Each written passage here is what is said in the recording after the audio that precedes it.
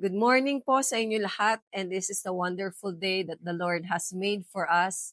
So kahit maraming mga circumstances at pagsubok, kasakitan, we're still standing here in front because the Lord is here with us today at mahal natin ang Panginoon. Amen? Amen.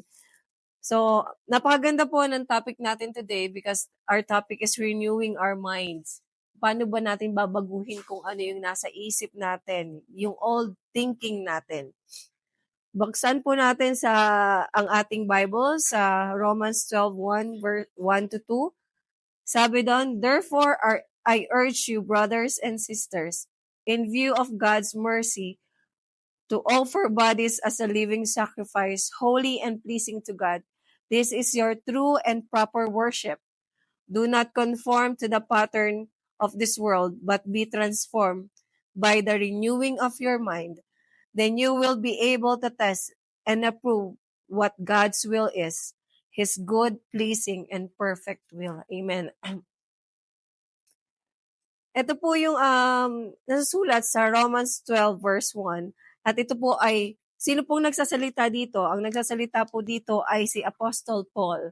At this Romans book po ay, ito pong Romans book ay sinulat ni Apostle Paul sa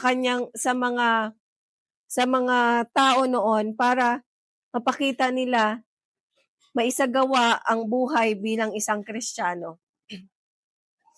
Sabi niya doon, "Therefore I urge you, brothers and sisters, in view of God's mercy, to offer your bodies as a living sacrifice." So this is our living sacrifice. Sabi nga, this is our true worship. Hindi lang po yung ating pagkanta, pag-awit, pagsayaw, pagtugtog.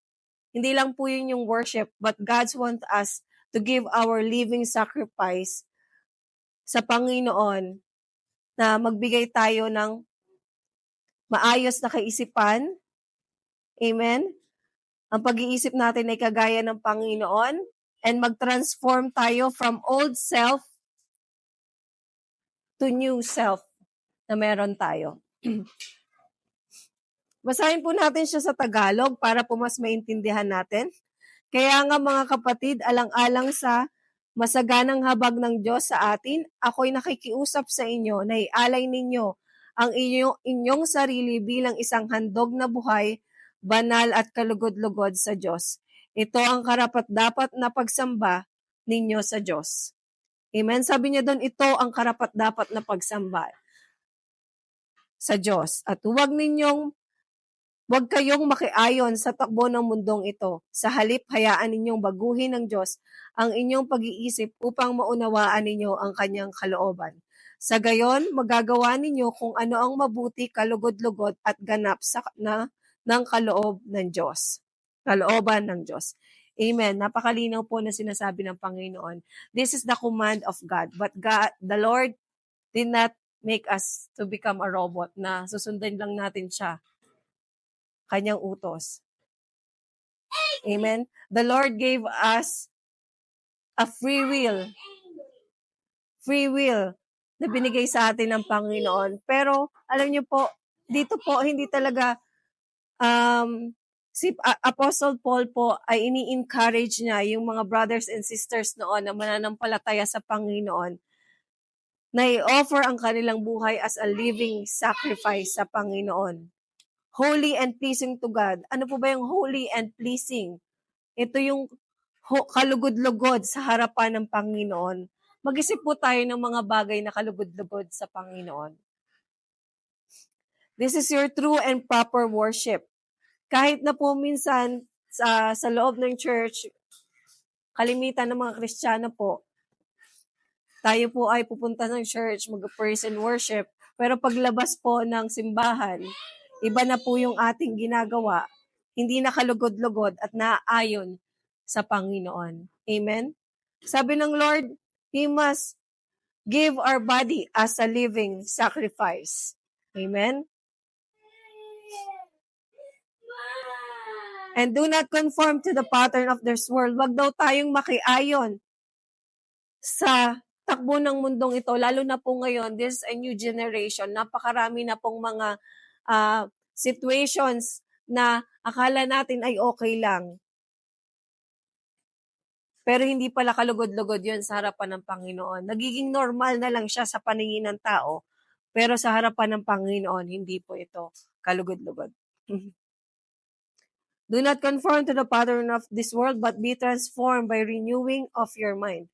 Then you will be able to test and approve that will of God is good and pleasing and perfect.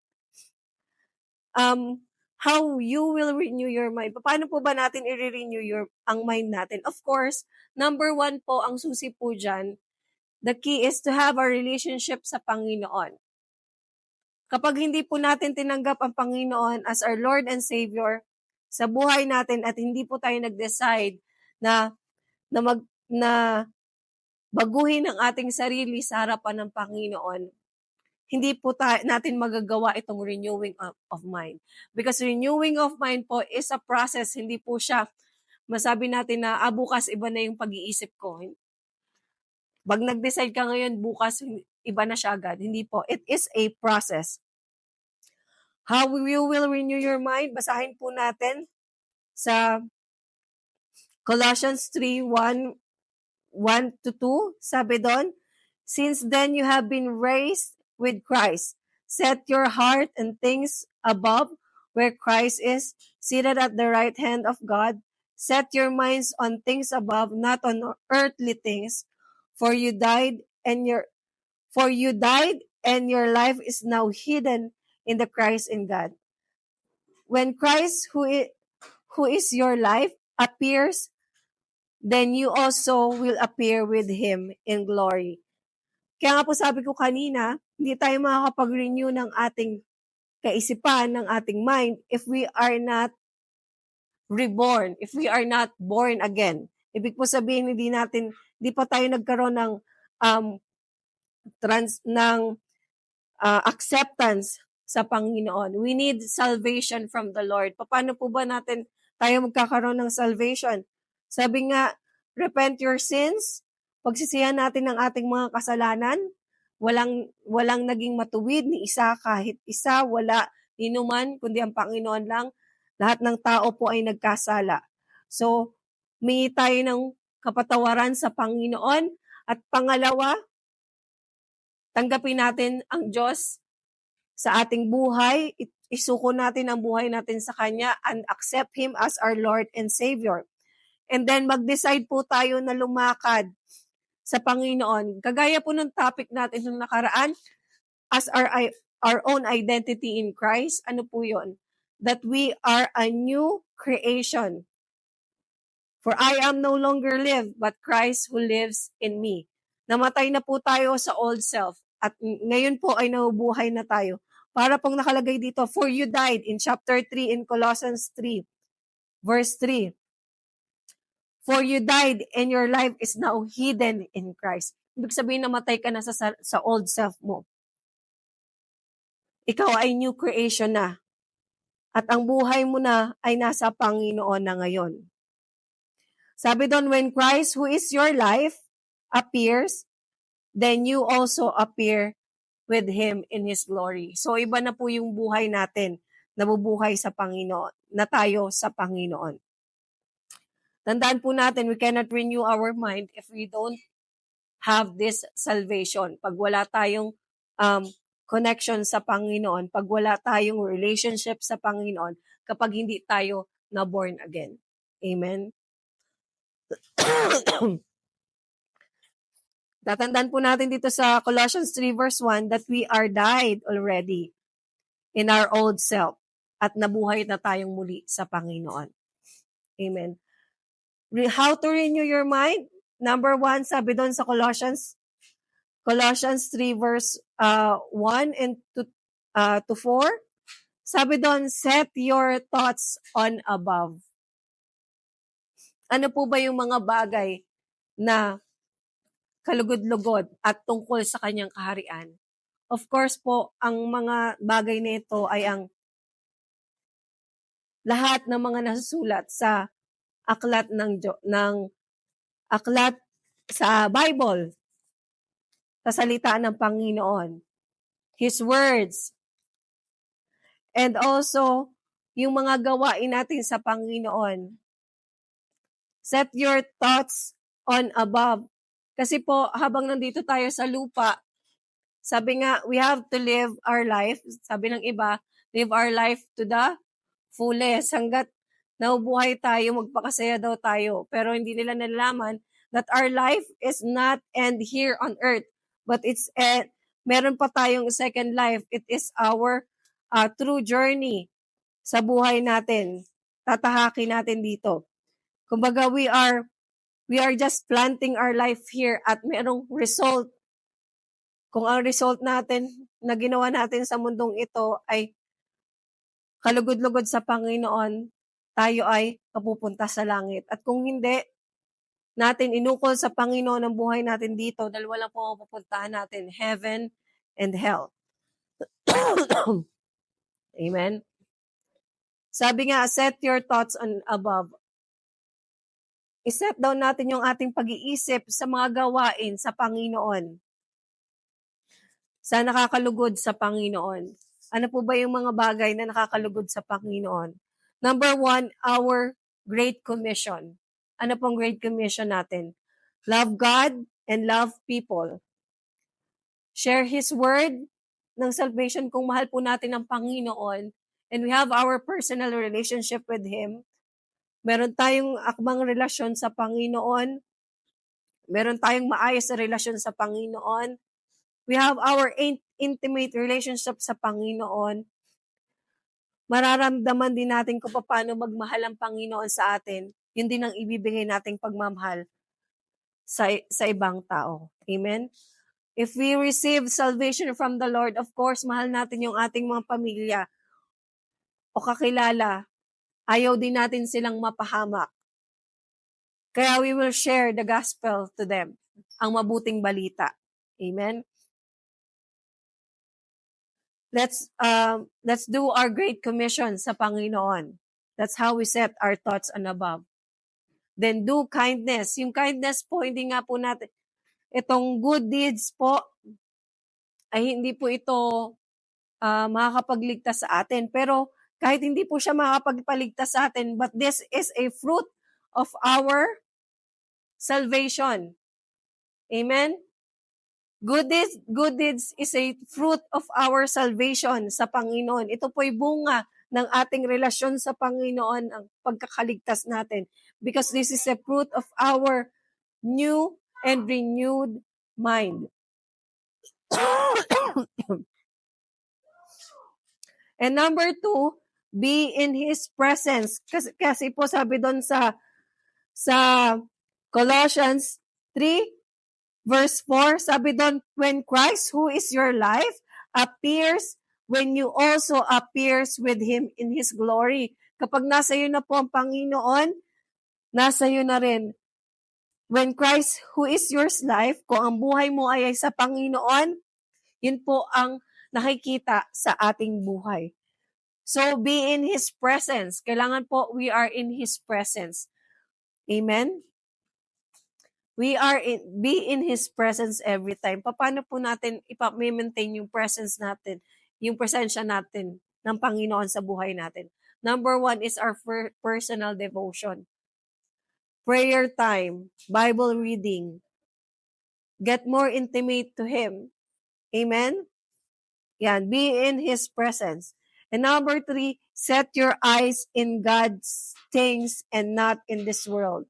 Napakadami po na mga kala natin normal na bagay na nangyayari sa mundo kung makikita pa lang natin sa social media, no? Nino-normalize na ang mga kasalanan na hindi kalugod-lugod sa Panginoon. And even in the church, nano-normalize na rin po ang mga kasalanan. Like, other churches don't preach about renewing our mind. Only, minsan ang pinipreach na lang nila is about prosperity preaching. Sabi nga, set your eyes in God things and not in this world. Many people are hunger in fame, in money, pera. sa pera na gumugulong ang kanilang buhay, tumatakbo ang kanilang buhay. Yeah, especially here in Canada, no, most people here are working 2 to 3 jobs. At minsan nakakalimutan na ang Panginoon because of our needs to survive, because of the cost of living. But alam niyo po ang sinasabi ng Panginoon, set your eyes on God things and not of this world. Kung meron tayong pagtitiwala sa Panginoon, hindi tayo mag-aalala sa ating kinabukasan. Amen? Ano ba po, kung makikita nyo lang through social media, parang nanonormalize na lang natin lahat ng mga hindi kalugod-lugod sa Panginoon. Amen? Ano po yun? How to renew your mind? Number 1, set your thoughts on above. Be in His presence. Set your eyes in God things and not of this world. Amen. Sabi nga, Satan wants us to kill, to destroy. Amen? Ito po yung mga 3 deadly deeds of Satan. Minsan, gusto ng enemy na talagang hindi magbago yung mind mo. Yung salvation po natin ay hindi lang natatapos through our salvation prayer. Our salvation po is kailangan we work out pa natin. Because we are now saved sa Panginoon. Kailangan i-continuous natin yung relationship natin sa Panginoon. But ano pong ginagawa ni Satan? Ito po yung deadly deeds na kailangan nating maging aware. Number 1, yung disconnection. Gusto ng enemy na ma-disconnect tayo sa Panginoon. Nawala yung connection natin sa Panginoon. Yung relationship na meron tayo sa Panginoon. I-disconnect niya. Paano niya i-disconnect yon? Gagawin tayo ng enemy na busy. Bibigyan tayo ng mga opportunity na makakalimutan natin ang Panginoon sa buhay natin. Na mabigyan natin siya ng time. Hanggang sa mawala tayo, hanggang sa ma-disconnect tayo. Dati nag-church ka pa, nung wala pa yung trabaho na pinananalangin mo. Pero nung dumating na yung trabaho na pinanalangin mo, dun ka na busy. Hanggang sa na-disconnect ka na sa Panginoon. Which is isang taktika ng kaaway para tayo ma-disconnect sa Panginoon. And number 2, deception. I-deceive niya tayo. Amen? Sorry, number 2 is doubt. Magkakaroon muna tayo ng doubt. Of course, na-disconnect na tayo and we will have this doubt thinking na hindi pala totoo ang kapangyarihan ng Panginoon. Amen? Minsan, bibigyan niya tayo ng thinking na pagdaduda sa kapangyarihan ng Panginoon, sa salvation mo, sa relationship mo sa Kanya. Yan yung nangyayari sa atin. And then, i-deceive ka niya. The enemy will deceive you. He will deceive you na magkasala ka. Nakala mo parang normal lang yung isang bagay, pero hindi yun kalugod-lugod sa Panginoon. The 3 deadly deeds of Satan is disconnection. Huwag tayong magpapadisconnect. Huwag tayong magkakaroon ng doubt, deception. Yan ang gusto ng kaaway, i-deceive tayo. At saka magkaroon tayo ng doubt sa ating faith. Amen?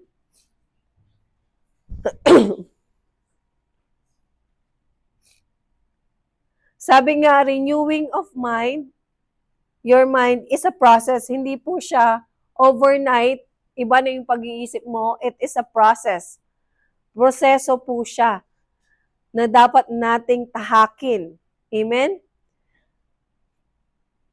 Sabi nga, dwell in His presence. Kailangan lagi kang stay connected sa Panginoon. Paano tayo magiging stay connected sa Panginoon? Of course, we have to, our daily devotion, and have a personal relationship sa Panginoon. No? Sabi ko kanina, you cannot renew your mind if you stay on your old self. Paano tayo magkakaroon ng renew your mind? Kailangan tayong stay sa ating new self.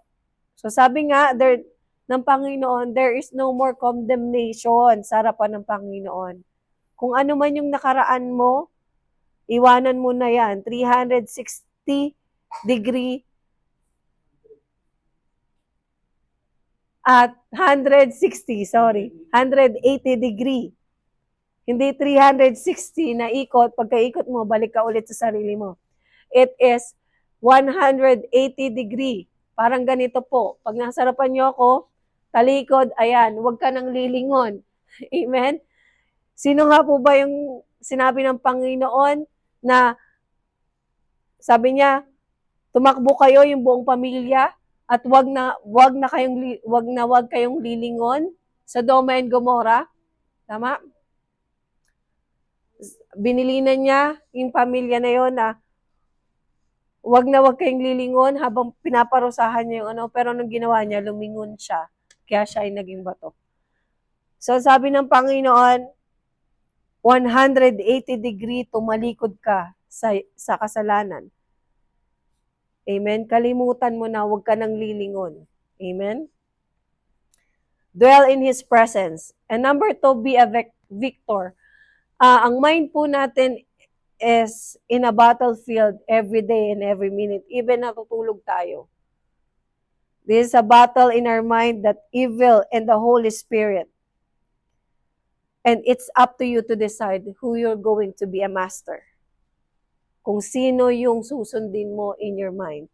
Sometimes sabihin ng mind mo, ng enemy, matulog ka pa, masarap matulog. Sasabihin ng devil sa'yo, matulog ka pa, huwag ka munang gumising. Masarap matulog, pagod ka. Pero sabi ng Lord, bumangon ka. Ng Holy Spirit, magbasa ka ng salita ng Panginoon. Sino po kung susundin natin? Of course, susundin natin ang Panginoon. Amen? Because you are a new self now. Sabi nga, for you are no longer live, but Christ who lives in you. Amen? Our mind is a battleground of evil and Holy Spirit. Decide who you will be your master. Amen? Yan. And number 3, practice a positive thoughts. Remove negative thoughts and speak positively to yourself and to others. Ang gusto ng enemy, lagi tayong i-deceive. Kaya nakalagay doon yung three deadly Ds. Yung i-deceive tayo ng kaaway. Ano yung dinideceive niya sa atin? Inire-remind sa atin ng enemy na yung mga past mistakes natin. Inire-remind niya lagi sa atin. No? But the Lord said, for you are no longer lives, but Christ who lives in you. And there is no more condemnation from the Lord. Yung ibang tao, kaya kanilang i-condemn from your past mistakes, kahit nagbabago ka na. But the Lord never condemn you, whatever you do. Amen? Kaya sabi nga doon, let's embrace our new identity in Christ. That we are no longer in our old self and new has come. Our new self has come. Pag we are in new self, let's remove negative thoughts. Alam niyo po, pag-scroll pa lang ng social media, napakadami ng negative thoughts nating makikita. Temptations, negative thoughts, immorality, lahat po ng mga negative things.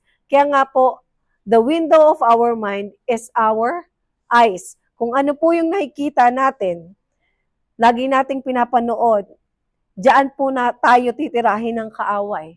Kung ano yung nakikita natin. Because sabi nga, para yung eyes natin, kung ano yung makita natin, nabivision natin, yun yung pumapasok sa ating isipan. So sabi nga doon, remove negative thoughts. Amen? Kaya nga yung mga bata, pagka sa panonood nila ng YouTube, nagagaya nila yung mga napapanood nila. Because sabi nga, our eyes is a window of our mind.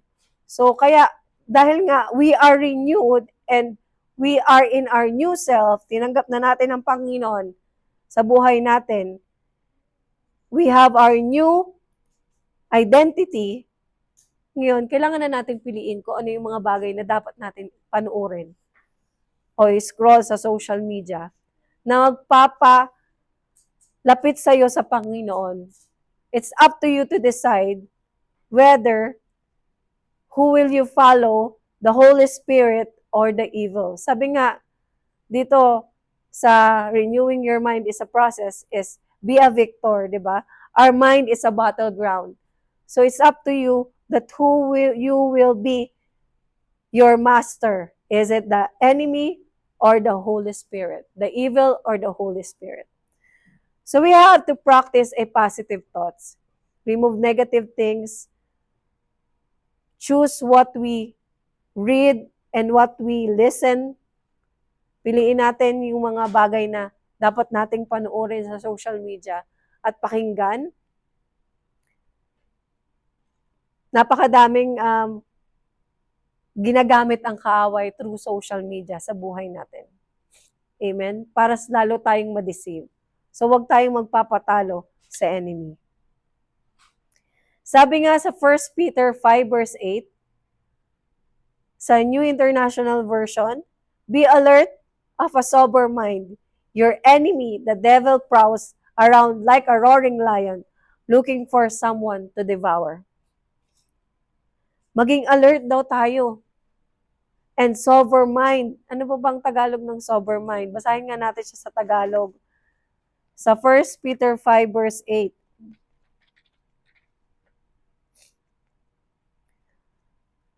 First Peter 5 verse 8. Be a sober mind. Maging sober mind ba is parang maging matalino? Mapagmatyag?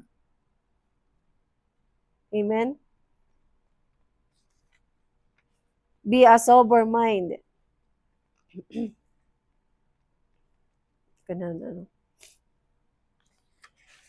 Be alert. Lagi ka daw maging handa. Kaya kahit minsan yung mga biglang-biglang lumalabas sa screen natin, mag-isip tayo na, baka this is a tactic of the enemy para i-deceive ako. Amen? 1 Peter 5 verse 8. Sabi doon, sa Tagalog, 5 verse 8, maging handa kayo at magbantay. Yan. Maging handa kayo at magbantay. Ang dyablo, ang kaaway ninyo ay parang liyong umuungal at ali-aligid na naghahanap ng malalapa. Sabi doon, labanan ninyo siya at magpakatatag kayo sa inyong pananampalataya sa Diyos. Tulad ng alam ninyo na hindi lamang kayo ang nagtitiis na mga kahirapan, kundi gayon din ang inyong mga kapatid sa buong daigdig. Amen. Kaya sabi doon, maging handa kayo. Be alert. And mapagbantay. Bantay nyo yung mind nyo. Every time na may titingin, you know what? The enemy is using our social media, the gadgets that we use every day, kung ano yung hawak-hawak natin. Cellphone. Yan yung lagi nating hawak-hawak. But the Lord said, sabi nga, be alert and of a sober mind. Your enemy, the devil, prowls around you like a roaring lion for someone to devour. Even pagising mo ng madaling araw, bago ka matulog, nasa trabaho ka, marami kang, pag wala kang ginagawa during your break time, pag-scroll mo pa lang ng news feed natin, marami ng temptations and deceitful content na nakikita natin. But the Lord said here in 1 Peter 5:8, be alert of a sober mind. Maging handa kayo at mapagbantay. Bantayin niyo ang inyong isip. Huwag niyo nga hayaang pumasok yan sa inyong isipan. Kaya pag nakita niyo, oops, ay hindi to pwede, ano nyo na agad, skip nyo na agad. No? It's up to you to decide who will you follow. It is the enemy or the Holy Spirit. Sabi nga, your mind is a battleground. Basahin po natin sa Ephesians 4:22 verse 32. Ephesians 4:22 verse, i-ready ko lang sa Tagalog para sabi doon sa English, you were taught with regards to your former ways of life to put off your old self, which is being corrupted by its deceitful desires, to be made new in the attitude of your mind, and to put on the new self, created to be like God in true righteousness and holiness. Therefore, each of you must put off falsehood and speak fruitfully to your neighbor, for we are all members of one body. And your anger do not sin, and do not let sun go down while you are still angry, and do not give the devil a foothold. Anyone who has been stealing must steal no longer, but must work, doing something useful with their own hands, that may have something to share with those in need.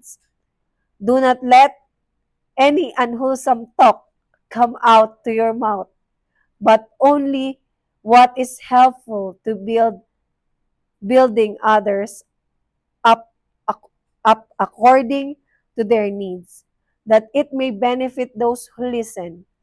Verse 30, and do not grieve the Holy Spirit of God, with whom you were sealed for the day of redemption. Get rid of all bitterness, rage, anger, brawling, and slander, along with every form of malice. Be kind and compassionate to one another. Forgive each other just as Christ, God, forgive you. Napakaganda po ng salita ng Panginoon dito and very clear. Put off your old self. Para po tayo mag-renew yung mind, alisin na natin yung dati nating gawain. And also our old thinking. Amen? Amen. Basahin natin sa Tagalog para mas lalo nating maintindihan. Sa Ephesians, verse 4, 22 to 23.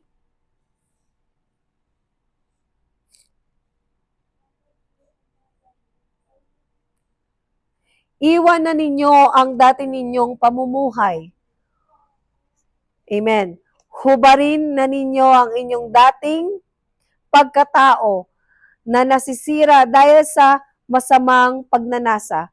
Magbago na kayo ng diwa at pag-iisip, at ang dapat ninyong isuot ay ang bagong pagkatao na nilikha ng larawan ng Diyos, at nahayag ang matuwid at banal na pamumuhay ayon sa katotohanan.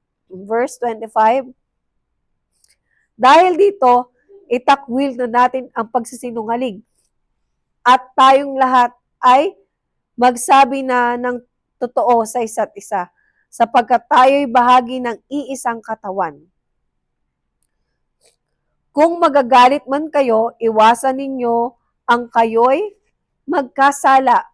Huwag ninyong hayaang lumubog ang araw ng galit pa rin kayo. Huwag ninyong bigyan ng pagkakataon ang dyablo. Ang magnanakaw ay huwag nang magnakaw. Sa halip, magtrabaho siya ng marangal para sa sariling ikabubuhay at makatulong sa mga nangangailangan. Huwag kayong gumamit ng masasamang salita, kundi iyong makapagpapalakas at angkop sa pagkakataon upang mapakapagdulot ng mabuti sa mga nakakarinig. Huwag ninyong saktan ang kalooban ng Espiritu Santo, sapagkat siya ang tatak ng Diyos sa inyo. At katibayan na kayo'y tutubusin pagdating ng takdang araw. Alisin na ninyo ang lahat ng sama ng loob, puot at galit. Huwag na kayong mambubulyaw, manlalait, at mananakit ng damdamin ng kapwa. Sa halip, maging mabait kayo at maawain. Mapagpatawad kayo sa isa't isa tulad ng pagpapatawad sa inyo ng Diyos kay Kristo. Napakaganda po ng salita ng Panginoon at napakalinaw. Ano po? Sabi niya doon, iwanan ninyo ang dating pamumuhay. Sabi doon, leave your old ways of life, your former ways of life, and put your new self. Amen? Put off your old self. Yung dati yung pagkatao, iwanan na natin. Because simula nung tinanggap natin ng Panginoon, we have our new identity. Our old self, hindi na yun yung pagkatao natin. Binigyan na tayo ng bagong pagkatao ng Panginoon. Iwanan na daw natin siya. Napakalinaw po doon, no? That we are corrupted because of our deceitful desires. Nung panahon na hindi pa natin tinatanggap ang Panginoon sa buhay natin, nasa makamundong gawain pa tayo, wala pa tayong salvation. Our mind is corrupted with our own desire. Puro sarili lang natin, desire ang gusto nating mangyari. Pero simula nang tinanggap natin ang Panginoon, because we are no longer live with ourselves now, and Christ who lives in us, kung ano yung desire ng Panginoon, yun na rin ang desire ng ating mga puso. Kaya sabi nga, and to put on the new self.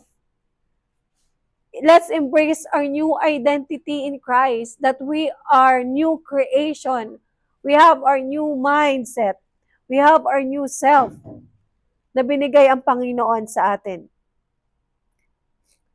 So, the Lord wants us to be like Him. Amen?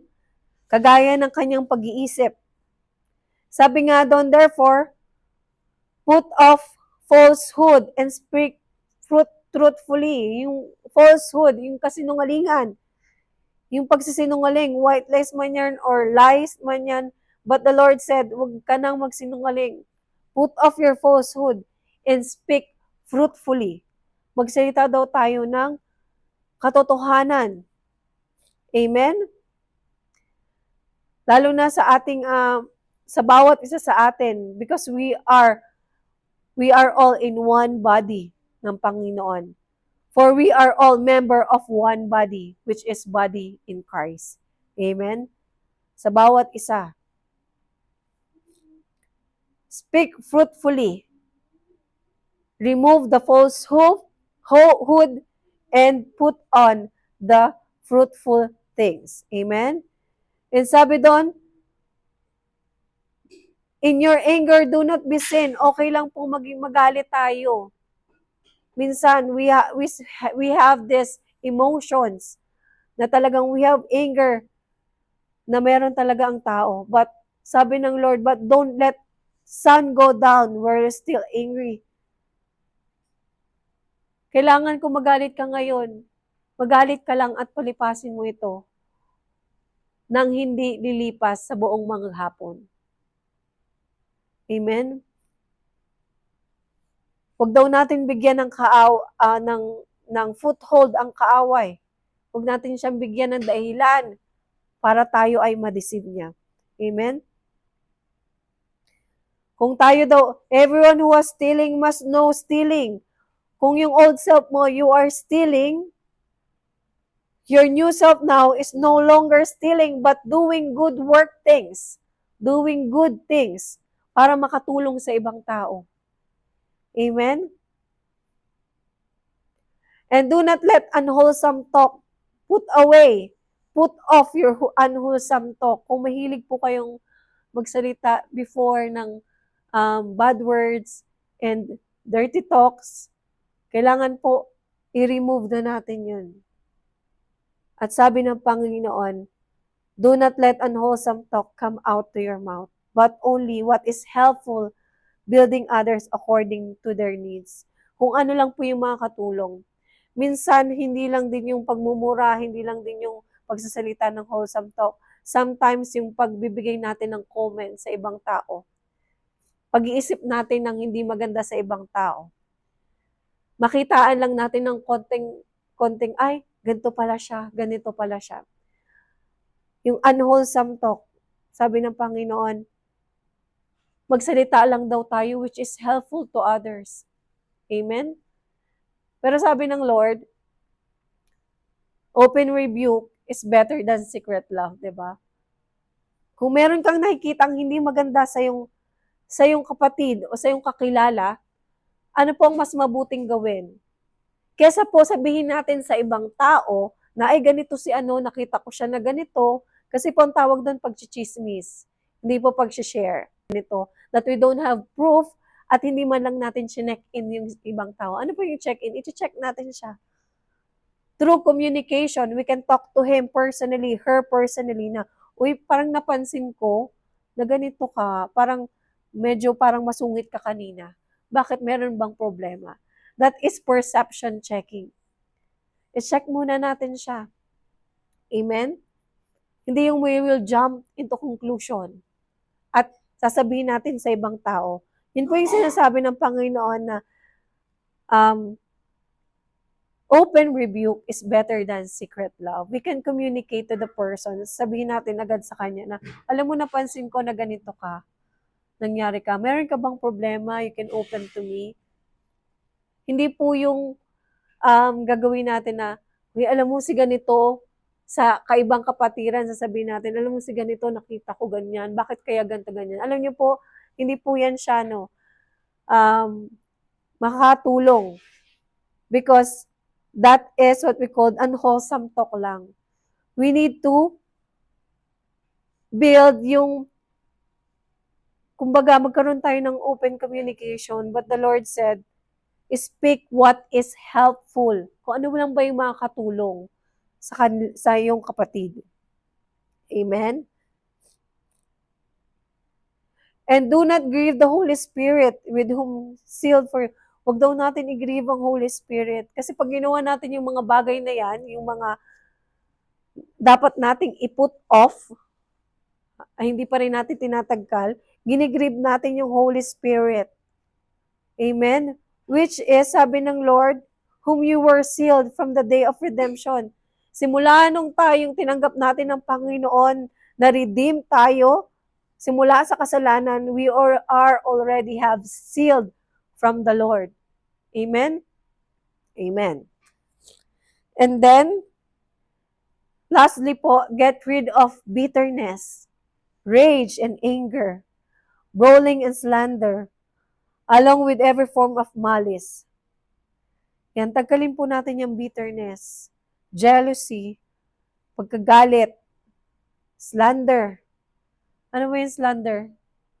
Pagdadaldal, pagchichismis, pagsasalita ng mga negative sa ibang tao na hindi naman natin sila kilala personally. Pagbibigay ng opinion, akala natin opinion lang natin, it's okay to give opinion. But the Lord said, much better to speak which is helpful. Pag alam natin hindi helpful, wag na tayong magsalita. It's better not to speak kaysa magkasala po tayo.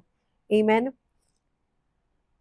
Instead of, be kind and compassionate to others. Kung nakikita natin yung kapatid natin na hindi, nakikita natin siya na parang may problema sa kanya, merong problema sa attitude niya, instead of pray for him, mas have compassion feelings na makilala niya ang Panginoon, na magkaroon ng katotohanan yung kanyang buhay, direction ng kanyang buhay, instead of making gossip. Slander, yan po yung sinasabi ng Panginoon. Be kind and compassionate to one another. Forgive each other kung nagkasala ka sa iyong kapatid. Humingi ka ng pagkakapatawaran. At kung magkasala man ang iyong kapatid sa iyo, siya ay patawarin mo. Because God forgive us. Amen? Just in Christ, God forgive you. Kung pinatawad tayo ng Diyos sa malaki nating ginawang kasalanan, sino tayo para hindi magpatawad sa mga nagkasala sa atin? We need to forgive them. Amen? Yan po yung mga tatandaan. Put on and put off. Amen? Examples po of put on in biblical needs. Alam niyo po, one of these things na i-discuss namin dito is, ito po yung mga na-topic na namin before. Sometimes put on give us scriptures without associations of put off. These instructions provide by God so you can know His will in your life. Those area where you may be ignorant and neglectful of His ways. Putting on biblical deeds that you have previously omitted to practice brings glory to God's name. Amen. Sabi ko nga po kanina,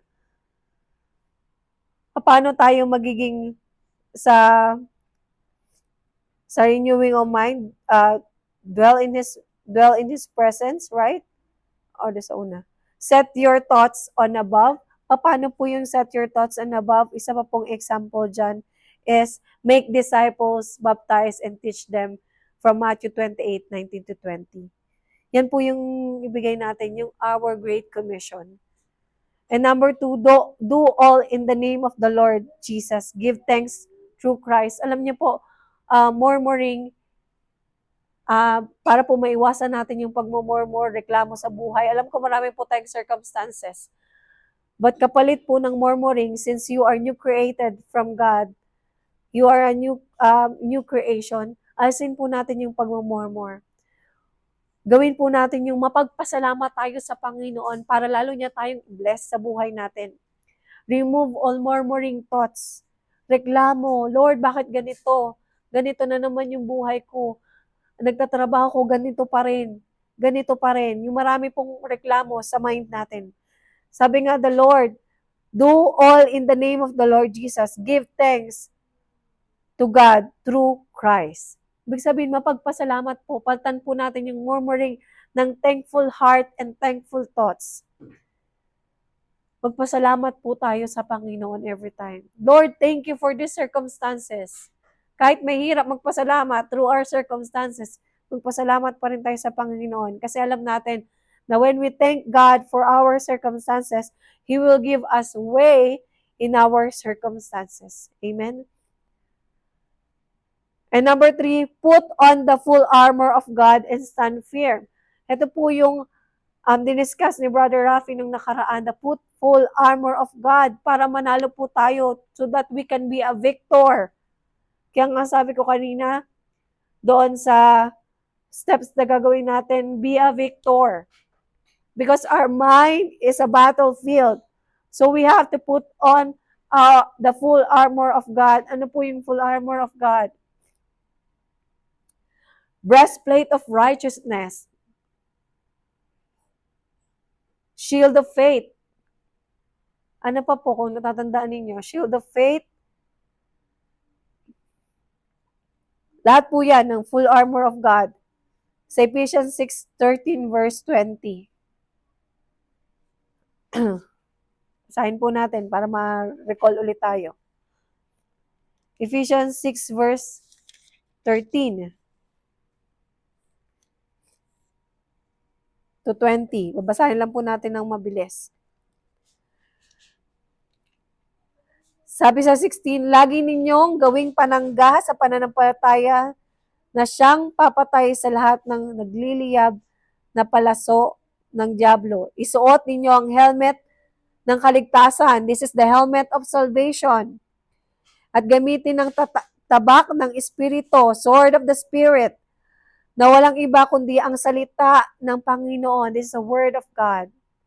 Kahit po ang enemy, they know the word of God. Kaya minsan pwede niya rin gamitin yung word of God sa atin. Pero dapat mas alam natin kung ano yung word of God. Amen? Manalangin kayo sa lahat ng pagkakataon, humiling at sumamo sa patnubay ng Espiritu. Lagi kayong maging handa at patuloy na ipanalangin ang lahat ng hinirang ng Diyos. Ipinalangin din ninyo na ako'y pagkalooban ng wastong pananalita upang buong tapang akong may pahayag at ang hiwaga ng balitang ito. Amen.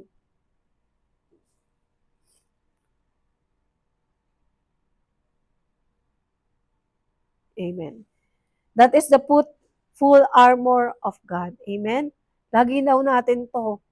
Helmet, breastplate of righteousness. Ano pa yung isa? Helmet of salvation, sword of the Spirit. Ito yung salita ng Panginoon. Amen. Yan po yung isa sa mga diniscuss ni Rafi. At gusto nyo pong mapakinggan ulit, you can scroll in our Facebook page, nandun po yun. And then, number 4, walk in a manner worthy of the Lord to please Him. Kaya nga, sacrifice yourself as a living sacrifice, which is ito yung mas lalong nakaka-please sa Panginoon. Not only we are singing every Sunday a praise and worship, you're crying and lifting your hands, pero outside of that, you are not renewing your mind. Which is, sabi ng Lord, ito yung mas gusto niya. This is a true worship when we surrender our life to the Lord, when we renew our mind, and our ways is like what God's want in our life. Amen?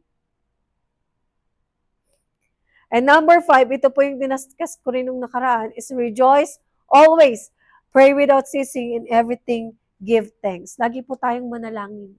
Kagaya nga po ng sabi din dito sa Ephesians, isuot ninyo Ephesians 6 verse 9, ipinalangin din ninyo akong pagkalooban ng wasong pananalita. Amen.